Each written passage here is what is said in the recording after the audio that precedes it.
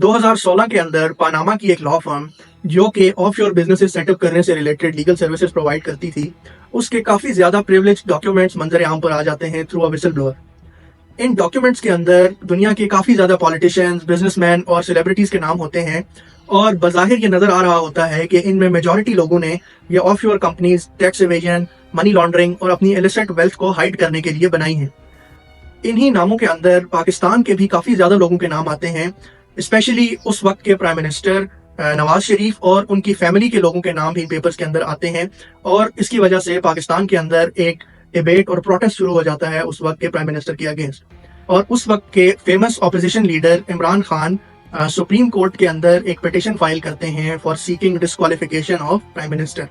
ये petition article 184(3) के तहत फाइल की जाती है और यह आर्टिकल सुप्रीम कोर्ट को इजाजत देता है कि कोई भी ऐसा इशू जो कि पब्लिक इंपॉर्टेंस या फंडामेंटल राइट से डील करता हो, सुप्रीम कोर्ट उसके ऊपर किसी एप्लीकेशन की बेस पर या फिर अपनी सो मोटो पावर्स के तहत भी नोटिस ले सकती है। सुप्रीम कोर्ट इस पिटिशन को एंटरटेन करती है और प्राइम मिनिस्टर के अगेंस्ट ऑफिशियली एक केस प्रोसीड करता है। इसी दौरान दोनों तरफ से काउंसिल अपने आर्ग्यूमेंट्स पेश करते हैं, मुख्तलिफ किस्म के डॉक्यूमेंट्स भी पेश किए जाते हैं एंड फाइनली अप्रैल 20, 2017 को जाकर सुप्रीम कोर्ट एक मेजॉरिटी वर्डिक्ट के तहत एक JIT की फॉर्मेशन का ऑर्डर करती है। ऑल्दो इस जजमेंट के अंदर 2 जजेस का ये मानना था that prime minister should be disqualified, लेकिन 3 जजेस ने एक JIT की फॉर्मेशन का ऑर्डर दिया एंड कहा कि JIT will consist of officers of FIA, NAB and intelligence, और वो इस चीज को फर्दर इन्वेस्टिगेट करेगी और एक प्रॉपर रिपोर्ट सुप्रीम कोर्ट के बिफोर प्रेजेंट करेगी और उसके बाद ही सुप्रीम कोर्ट कोई फैसला सुनाएगी। और मई 5, 2017 को जाकर ये JIT फॉर्मली बनाई जाती है अंडर द सुपरविजन ऑफ ए जज। और फिर ये JIT अपनी इन्वेस्टिगेशन शुरू करती है और इसके अंदर शरीफ फैमिली के ऑलमोस्ट सभी मेंबर्स पेश होते हैं एंड उस वक्त के prime minister Nawaz Sharif himself उस पर JIT के सामने पेश होकर अपनी इन्वेस्टिगेशन का हिस्सा बनते हैं एंड फाइनली JIT जुलाई 10, 2017 को जाकर अपनी रिपोर्ट पेश करती है सुप्रीम कोर्ट के अंदर और सुप्रीम कोर्ट जुलाई 28, 2017 को जाकर अपना एक वर्डिक्ट सुनाती है जिसके अंदर नवाज शरीफ को डिस्क्वालीफाई कर दिया जाता है। यहाँ पर एक बड़ा इंपॉर्टेंट लीगल क्वेश्चन अराइज होता है कि किस एग्जैक्ट लीगल ग्राउंड के ऊपर नवाज शरीफ को डिस्क्वालीफाई किया गया। सो जहां तक बात है एलिगेशन ऑफ करप्शन की, वहां पर सुप्रीम कोर्ट का ये स्टांस होता है कि आर्टिकल 184(3) ऑफ द कॉन्स्टिट्यूशन ये सुप्रीम कोर्ट को बहुत ही लिमिटेड पावर्स देता है। इन पावर्स के तहत सुप्रीम कोर्ट किसी को डायरेक्टली कन्विक्ट नहीं कर सकती विदाउट ए ट्रायल। ट्रायल की जिम्मेदारी ट्रायल कोर्ट की है, जो इस केस में अकाउंटेबिलिटी कोर्ट ने करना है और जहां पर एविडेंस प्रेजेंट होगा, विटनेसेस टेस्टिमनीज देंगे, उन टेस्टिमनीज पर क्रॉस एग्जामिनेशन होगा, डिफेंडेंट या एक्यूज अपना एविडेंस पेश करेंगे और प्रोसिक्यूशन के एविडेंस को प्रॉपरली ऑथेंटिकेट किया जाएगा, उसके बाद ही जाकर कन्विक्शन पॉसिबल है। सुप्रीम कोर्ट सिर्फ एक इन्वेस्टिगेशन टीम की रिपोर्ट की बेस के ऊपर किसी को कन्विक्ट नहीं कर सकती बिकॉज इस चीज को क्रॉस एग्जामिन होना और इस चीज को ऑथेंटिकेट होने के लिए एक प्रॉपर ट्रायल की जरूरत है। सो करप्शन चार्जेस के ऊपर तो नवाज शरीफ को एट दैट टाइम डिसमिस नहीं किया गया और इस सिलसिले में सुप्रीम कोर्ट ने यह ऑर्डर किया कि इन करप्शन एलिगेशंस को फर्दर प्रोब करने के लिए जो NAB और FIA अथॉरिटीज हैं वो अकाउंटेबिलिटी कोर्ट्स के अंदर रेफरेंसेस फाइल करेंगी और ट्रायल के बाद ही ये फैसला किया जा सकता है कि क्या वाकई ही कोई करप्शन हुई है या नहीं। सो अगर करप्शन चार्जेस के ऊपर डिस्क्वालिफिकेशन नहीं हुई तो आखिर वो कौन सा लीगल ग्राउंड था जिसके ऊपर सिटिंग प्राइम मिनिस्टर को डिस्क्वालीफाई किया गया। उसी इन्वेस्टिगेशन के अंदर एक चीज मंजर आम पर आती है कि आफ्टर 2008 जब नवाज शरीफ एग्जाइल में थे सऊदी में, तो एट दैट टाइम वहां पर वो एक कंपनी के अंदर as chairman board of directors काम करते रहे और वहां पर एक प्रॉपर सैलरी भी लेते रहे। ऑल्दो नवाज शरीफ के काउंसिल ने ये चीज कंसीड की that he did had a job there, लेकिन वो जॉब सिर्फ एक सेरेमोनियल जॉब थी। वहां से नवाज शरीफ ने कभी भी कोई सैलरी विड्रॉ नहीं की। रीजन बीइंग कि वो सिर्फ वर्क परमिट, इसको अकामा भी बोला जाता है, वो लेने के लिए एक सेरेमोनियल जॉब थी एंड ऑल्सो चूंकि वो कंपनी उनके बेटे की है सो दैट इज वाई वहां से तनख्वाह लेने का सवाल पैदा नहीं होता। यहाँ पर सुप्रीम कोर्ट ने टर्म एसेट को डिफाइन करते हुए ये कहा कि एसेट की डेफिनेशन के अंदर ना सिर्फ वो चीजें आती हैं जो आप ओन या पोजेस करते हैं, बल्कि वो चीजें जो कि रिसीवेबल हैं वो भी एसेट की डेफिनेशन में आती हैं। ऑल्दो नवाज शरीफ ने बेशक वहां से सैलरी ना ली हो, लेकिन चूंकि वो एक रिसीवेबल एसेट था that is why it should have been declared. और चूंकि जब नवाज शरीफ ने इलेक्शन से पहले जो नॉमिनेशन पेपर्स फाइल किए थे उनके अंदर इस सैलरी को एज एन एसेट डिक्लेयर नहीं किया था under a sworn affidavit, supreme court ने यह कहा कि चूंकि उस एफिडेविट के अंदर नवाज शरीफ ने अपनी उस रिसीवेबल सैलरी को डिक्लेयर नहीं किया, that is why he is not an honest person under Article 62 and under the Representation of People's Act. So, चूंकि अब सुप्रीम कोर्ट ने उनके अगेंस्ट ये फैसला सुना दिया that he is not an honest person, so article 62 की other requirements के अंदर एक रिक्वायरमेंट ये भी है कि अगर कोई कोर्ट ऑफ लॉ किसी शख्स को डिसऑनेस्ट डिक्लेयर कर दे तो he no longer qualifies to be a member of the parliament. और बिकॉज नवाज शरीफ ने एक रिसीवेबल एसेट को डिक्लेयर नहीं किया, so he is no longer an honest man and is disqualified to be a member of parliament. So supreme court ने election commission को ये order दिया that they should release a notification of his disqualification, और जिसकी वजह से ultimately ना वो पार्लियामेंट के मेंबर रहेंगे और ना ही प्राइम मिनिस्टर. साथ ही साथ सुप्रीम कोर्ट ने नैब अथॉरिटीज और FIA को रेफरेंसेस फाइल करने का भी ऑर्डर दिया. तो सुप्रीम कोर्ट के ऑर्डर्स के मुताबिक नैब अथॉरिटीज इस्लामाबाद अकाउंटेबिलिटी कोर्ट के अंदर शरीफ फैमिली के अगेंस्ट 3 रेफरेंसेस फाइल करती हैं सितंबर 8, 2017 को. पहला रेफरेंस एवनफील्ड रेफरेंस, दूसरा अल अजीजिया स्टील मिल रेफरेंस और तीसरा फ्लैगशिप रेफरेंस. इनमें से सबसे पहले एवनफील्ड रेफरेंस 6 जुलाई 2018 को जाकर डिसाइड होता है, जिसमें नवाज शरीफ को 10 साल, मरियम नवाज को 7 साल और कैप्टन सफदर को 1 साल की सजा सुनाई जाती है. ये लोग सरेंडर करते हैं और इनको अरेस्ट कर लिया जाता है और साथ ही साथ हाई कोर्ट के अंदर एक अपील भी फाइल की जाती है. इस अपील के ऊपर 19 सितंबर 2018 को इस्लामाबाद हाई कोर्ट इनकी सजा को सस्पेंड करते हुए इनको बेल पर रिलीज कर देती है.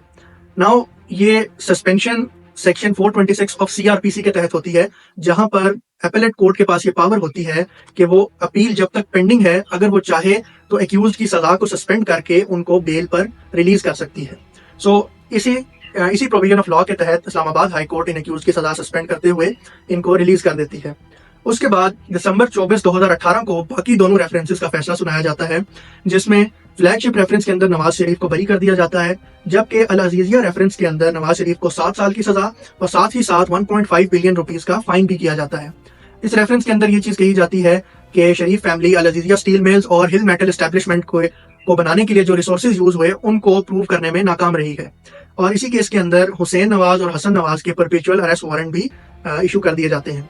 उसके बाद नवाज शरीफ को कोर्ट के अंदर से कस्टडी में लेकर जेल शिफ्ट कर दिया जाता है एंड मार्च 26, 2019 को जाकर सुप्रीम कोर्ट की जानिब से नवाज शरीफ को मेडिकल ग्राउंड्स पर बेल दी जाती है. नवाज शरीफ ने पहले ये बेल इस्लामाबाद हाई कोर्ट में मूव की, जहां से वो रिजेक्ट हो गई, और उसके अगेंस्ट फिर सुप्रीम कोर्ट के अंदर ये बेल मूव की, जहां पर सुप्रीम कोर्ट ने मेडिकल ग्राउंड्स के ऊपर उनको 6 वीक के लिए रिलीज कर दिया. उसके बाद मई 8, 2019 को नवाज शरीफ बेल का टर्म खत्म होने के बाद दोबारा जेल चले जाते हैं. उसके बाद जेल के अंदर PMLN का कंटिन्यूसली ये स्टांस रहता है कि नवाज शरीफ की सेहत इस काबिल नहीं कि वो जेल में रहें एंड ही नीड्स ट्रीटमेंट. इसी बेस पर नवाज शरीफ दोबारा एक बेल मूव करते हैं इस्लामाबाद हाई कोर्ट के अंदर, जहां पर इस्लामाबाद हाई कोर्ट अक्टूबर 29, 2019 को उनकी सजा को 8 माह के लिए सस्पेंड कर देती है. और उसके बाद जब वो रिलीज किए जाते हैं तो शहबाज शरीफ इंटीरियर मिनिस्ट्री को अप्रोच करते हैं to remove the name of Nawaz Sharif from exit control list so that वो लंदन जाकर अपना इलाज करवा सकें. इंटीरियर मिनिस्ट्री इसके ऊपर 1.5 बिलियन रुपीस की एक इंडेमनिटी बॉन्ड की शर्त रख देती है,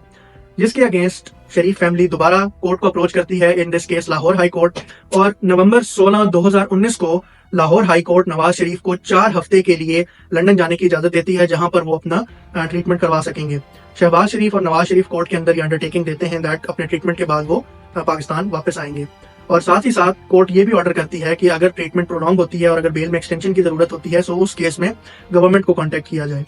सो इस ऑर्डर की बेस पे नवंबर 18, 2019 को इंटीरियर मिनिस्ट्री एक नोटिफिकेशन जारी करती है, जिसमें वो नवाज शरीफ को अलाउ कर देती है based on the orders of high court. उसके बाद नवंबर 19, 2019 को नवाज शरीफ एक एयर एम्बुलेंस के थ्रू लंदन मुंतकिल कर दिए जाते हैं एंड उसके बाद 4 वीक का अरसा गुजरने के बावजूद नवाज शरीफ वापस पाकिस्तान नहीं आते. उनकी तरफ से कंटिन्यूसली यह स्टांस लिया जाता है कि ही नीड्स मेडिकल ट्रीटमेंट और at this stage he can not return. और फाइनली दिसंबर 3, 2020 को जाकर इस्लामाबाद हाई कोर्ट नवाज शरीफ को प्रोक्लेम्ड ऑफेंडर डिक्लेयर कर देती है because he was not able to return to Pakistan और उन्होंने अपनी बेल की टर्म्स को वायलेट किया. 2 केसेस एवनफील्ड रेफरेंस और अल अजीजिया रेफरेंस के अंदर इनको प्रोक्लेम्ड ऑफेंडर डिक्लेयर कर दिया जाता है और उसके बाद 2023 के एंड तक नवाज शरीफ लंदन में ही रहते हैं. नाउ अनदर क्वेश्चन अराइजेस कि यहाँ पर नवाज शरीफ को प्रोक्लेम्ड ऑफेंडर डिक्लेयर कर दिया गया, उनके अगेंस्ट 2 सेंटेंसेस पेंडिंग हैं, मरियम नवाज के अगेंस्ट भी 1 सेंटेंस पेंडिंग है.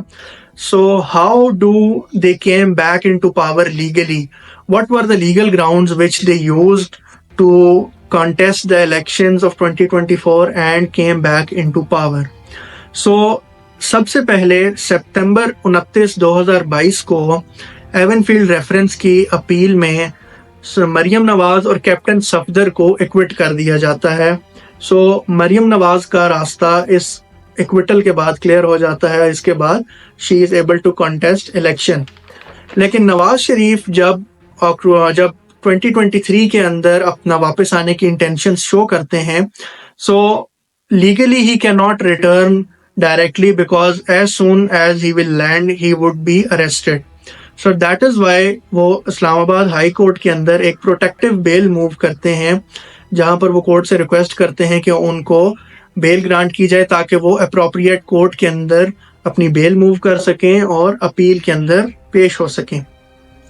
آلدو لا آف بیل کی یہ ریکوائرمنٹ ہے کہ بیل کے حصول کے لیے ایکیوز کو اپنے آپ کو سبمٹ کرنا لازمی ہوتا ہے کورٹ کے سامنے, لیکن یہاں پر اسلام آباد ہائی کورٹ ایک ایکسٹرا آرڈنری ریلیف مہیا کرتی ہے نواز شریف کو, اور ان کو ان کی غیر موجودگی کے اندر بھی ایک پروٹیکٹیو بیل گرانٹ کر دی جاتی ہے,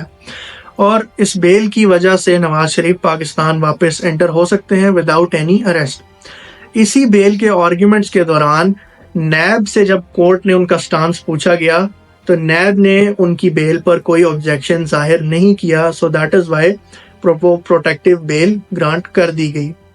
اور پروٹیکٹیو بیل کے بعد نواز شریف پاکستان واپس آتے ہیں اور کورٹ کے سامنے پیش ہوتے ہیں, جس سے ان کی اپیلز ریسٹور کی جاتی ہیں, اور ان اپیلز پر ہیئرنگ کے بعد ان کو دونوں cases Al Azizia reference as well as Avenfield reference کے اندر سے ایکوٹ کر دیا جاتا ہے. سو ناؤ ان کے اگینسٹ جو کرمنل کنوکشنز ہیں وہ اسلام آباد ہائی کورٹ کی طرف سے کویش کر دی جاتی ہیں اور ان کو باعزت بری کر دیا جاتا ہے.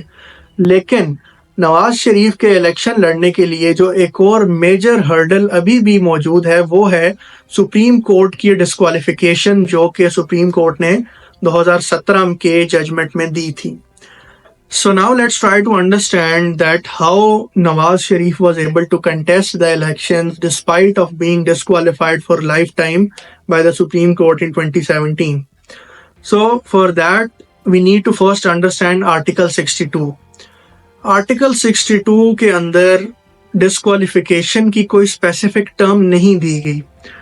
Although Article 62 says that if any person is declared by a court of law as dishonest or some other things, he will not be a member of the National Assembly. لیکن وہاں پر اس ڈسکوالیفیکیشن کے لیے کوئی specific term define نہیں کی گئی. سو for that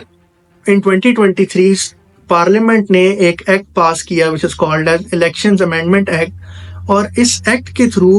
elections act 2017 کے اندر amendment کی گئی اور یہ پروویژن ایڈ کی گئی کہ کسی بھی ممبر کی ڈسکوالیفیکیشن کی جو ٹرم ہے وہ election commission of Pakistan decide کرے گا under the guidance of article 62, یعنی کہ آرٹیکل 62 کے مطابق جتنی دی گئی ہے, اور اگر وہاں پر کوئی ٹرم نہیں دی گئی سو پھر اس امینڈمنٹ کے تھرو وہ ٹرم ڈیسائیڈ کرے گا. اور اس امینڈمنٹ کے اندر پارلیمنٹ نے ڈسکوالیفیکیشن کی ٹرم کو 5 سال مقرر کر دیا. سو چونکہ آرٹیکل 62 کے اندر کوئی ٹرم نہیں دی گئی, دیٹ از وائی پارلیمنٹ نے ایک ایکٹ پاس کر کے اس ٹرم کو 5 سال قرار دے دیا. ڈسپائٹ آف دیٹ ابھی بھی ایک لیگل ہرڈل جو موجود تھی وہ یہ تھی کہ 2018 میں ایک کیس لا جس کو سمیع اللہ بلوچ کیس کہا جاتا ہے, اس کے اندر سپریم کورٹ نے یہ انٹرپریٹ کیا تھا کہ آرٹیکل 62 کے تحت جو ڈسکوالیفیکیشنز ہوتی ہیں وہ لائف ٹائم ہوتی ہیں. سو ناؤ ایک طرح کا کلیش آ گیا between parliament and the judgment of supreme court. So اس ججمنٹ کو اوور ٹرن کیا گیا 2024 کی ایک judgment Hamza Rashid Khan versus election appellate tribunal Lahore high court, جس کے اندر سپریم کورٹ نے یہ کلیریفائی کیا دیٹ آرٹیکل 62 کے اندر کوئی ٹرم ڈیفائن نہیں کی گئی, کوئی اسپیسیفک ٹائم پیریڈ نہیں دیا گیا. سو that is Y supreme court کا خود سے وہاں پر لائف ٹائم ڈسکوالیفیکیشن کو اپہولڈ کرنا ایک قسم کی جوڈیشل اوور ریچ ہے. And supreme court also stated that judges are interpreters of the constitution, they cannot rewrite or add anything into the constitution. Also Supreme Court referred to the newly act which was passed, the Elections Amendment Act, اور انہوں نے کہا کہ اس act کے اندر بھی چونکہ اب parliament نے 5 سال کی ٹرم دے دی ہے, سو that is Y supreme court کا اس کو पार्लियामेंट के अबव एंड बियॉन्ड जाकर लाइफ टाइम डिस्क्वालिफिकेशन डिक्लेयर करना जुडिशियल ओवररीच होगा. So that is why supreme court in this case upheld that disqualification under Article 62 is not for lifetime but for the terms to be decided by the Election Commission. So this is how Nawaz Sharif was able to overcome all these legal barriers, and after that Nawaz Sharif contested the elections and he became a member of the National Assembly. So this all was a brief overview of the Panama case. If you have any confusions or if you want to leave any suggestions, feel free to do them in the comments. Thank you very much.